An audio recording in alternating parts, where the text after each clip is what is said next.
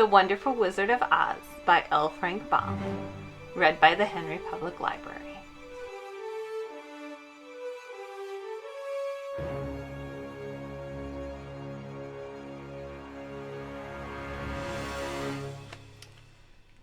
Chapter 3. How Dorothy Saved the Scarecrow. When Dorothy was left alone, she began to feel hungry, so she went to the cupboard and cut herself some bread, which she spread with butter. She gave some to Toto, and taking a pail from the shelf, she carried it down to the little brook and filled it with clear, sparkling water. Toto ran over to the trees and began to bark at the birds sitting there. Dorothy went to get him and saw such delicious fruit hanging from the branches that she gathered some of it, finding it just what she wanted to help out her breakfast.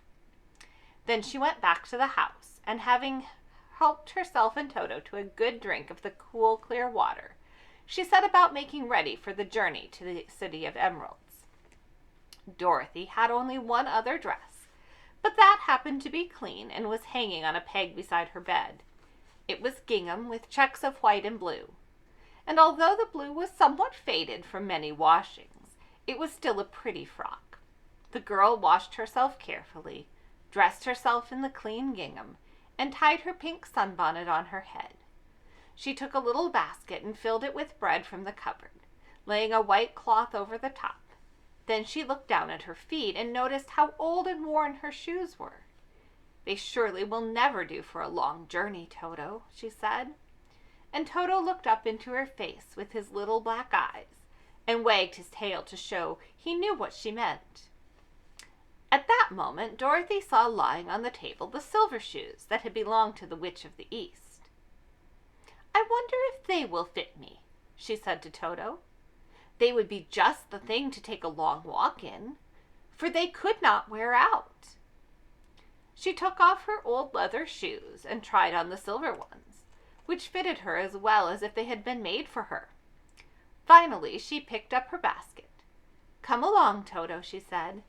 "We will go to the Emerald City and ask the Great Oz how to get back to Kansas again." She closed the door, locked it, and put the key carefully in the pocket of her dress. And so, with Toto trotting along soberly behind her, she started on her journey. There were several roads nearby, but it did not take her long to find the one paved with yellow bricks. Within a short time, she was walking briskly toward the Emerald City, her silver shoes tinkling merrily on the hard yellow roadbed. The sun shone bright and the birds sang sweetly, and Dorothy did not feel nearly so bad as you might think a little girl would, who had been suddenly whisked away from her own country and set down in the midst of a strange land. She was surprised as she walked along to see how pretty the country was about her. There were neat fences at the sides of the road, painted a dainty blue color, and beyond them were fields of grain and vegetables in abundance. Evidently, the Munchkins were good farmers and able to raise large crops. Once in a while, she would pass a house, and the people came out to look at her and bow low as she went by, for everyone knew she had been the means of destroying the wicked witch and setting them free from bondage. The houses of the Munchkins were odd-looking dwellings, for each was round with a big dome for a roof. All were painted blue, for in this country of the East, blue was the favorite color. Toward evening, when Dorothy was tired from her long walk and began to wonder where she should pass the night, she came to a house rather larger than the rest. On the green lawn before it, many men and women were dancing. 5 little fiddlers played as loudly as possible, and people were laughing and singing, while a big table nearby was loaded with delicious fruits and nuts, pies and cakes, and many other good things to eat.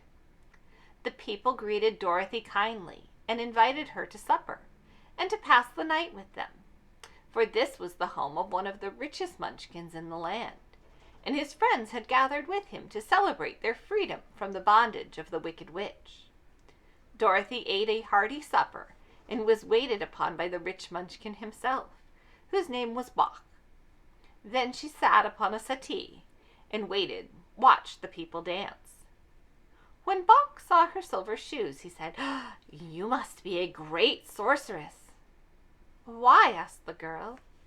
"Because you wear silver shoes and have killed the wicked witch. Besides, you have white in your frock, and only witches and sorceresses wear white." "My dress is blue and white checked," said Dorothy, smoothing out the wrinkles in it.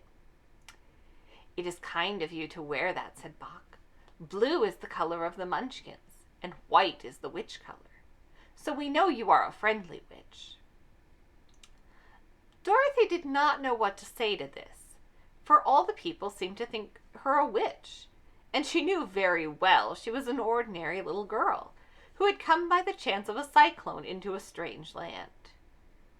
When she had tired watching the dancing, Bok led her into the house, where he gave her a room with a pretty bed in it.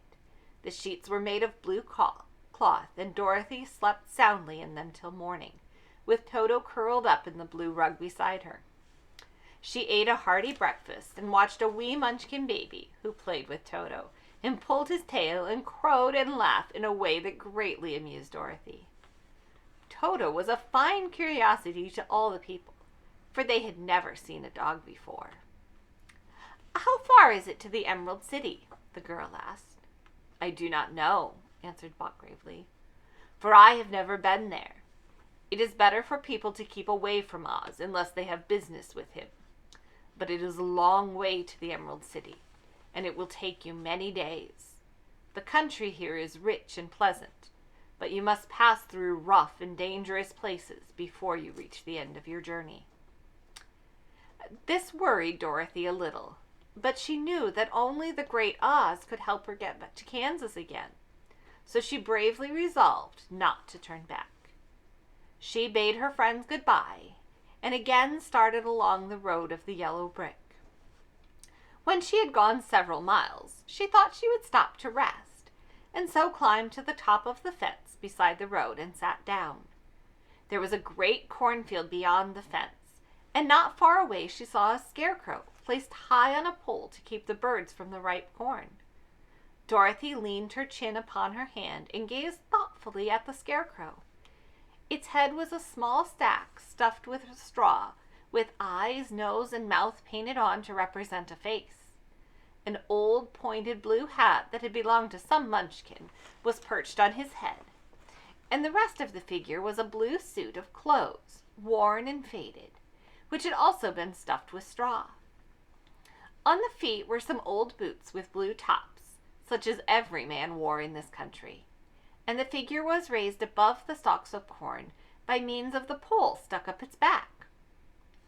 While Dorothy was looking earnestly into the queer painted face of the scarecrow, she was surprised to see one of the eyes slowly wink at her. She thought she must have been mistaken at first, for none of the scarecrows in Kansas ever wink. But presently the figure nodded its head to her in a friendly way. Then she climbed down from the fence and walked up to it, while Toto ran around the pole and barked. "Good day," said the scarecrow in a rather husky voice. "Did you speak?" asked the girl in wonder. "Certainly," answered the scarecrow. "How do you do?" "I'm pretty well, thank you," replied Dorothy politely. "How do you do?" "I'm not feeling well," said the scarecrow with a smile, "for it is very tedious being perched up here night and day to scare away crows." "Can't you get down?" asked Dorothy. "No, for this pole is stuck up my back. If you will please take away the pole, I shall be greatly obliged to you."